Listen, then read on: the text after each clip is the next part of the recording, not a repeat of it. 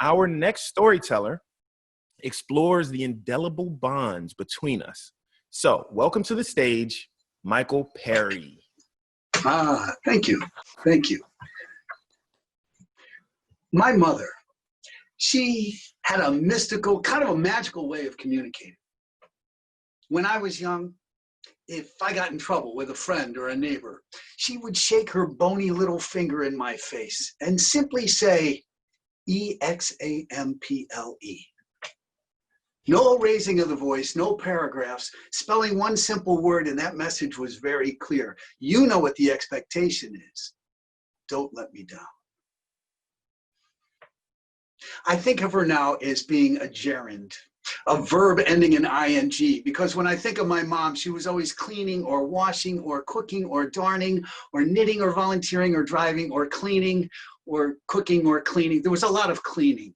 And if you were anywhere near that vortex of energy, she would send you a message somehow. Michael, if you're going upstairs, take something with you.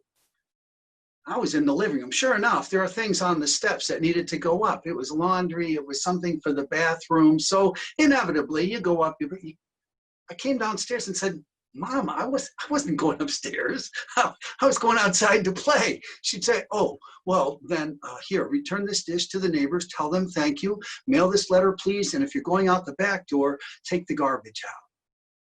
That vortex of energy. You'd pick up the garbage bag, and inevitably the bottom had let loose.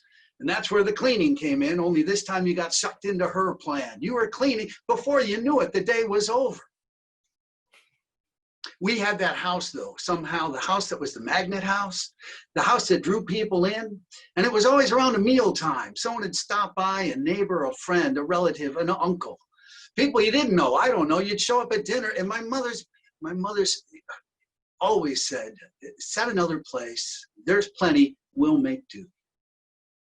We will make do. That was my mother. We will, a very passive statement, no doubt about it. We will make do. We will simply make do. Make do, two verbs. That was her, all right. I was thinking of all these thoughts as I sat with my wife. She was in hospice now. She was 90. She was breathing heavily. The nurse came in, and so we stepped out for a minute down to the family room, yet she continued, my mother continued to communicate, because when I walked in the family room, the TV was off. That was Mom. On the card table, there was a puzzle. Not only a puzzle, the frame was done and parts were put together. Here was a circus puzzle of all things. Over here was a circus wagon, some clowns, a tent. She was talking to me. I was smiling. And as I turned around on the bookshelf, the bottom shelf, there was a book that said, Psalms Now. I said, that sounds like Mom. I picked it up, opened it up, and there was her name, property of Mary Ann Perry. I couldn't believe it. Her bookmarks were still in. We went back to her room. I read a few Psalms. We closed the book, and I said, Mom, we're all in town. We're going out to dinner. If you're here when we get back, I'll stay.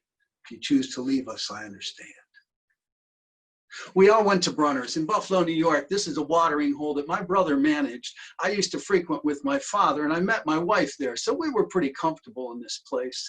If it's a Friday night, which it was, in Buffalo, New York, you order fish, which we did. My brother held up a glass, toasted my mother's life. His phone rang, and she was gone. We will simply make do. A few days later, at the wake, I got to say a few words. And when I looked out over the church, I saw a picture of my mother's life. All the pieces were there. Over here, girls she went to high school with 70 years ago. Neighbors, relatives, volunteer groups. And I said, you are the picture of my mother. That puzzle will never be together again. She's gone upstairs and taken something with her. We will simply have to make do. But she left us with her EXAMPLE. Thank you.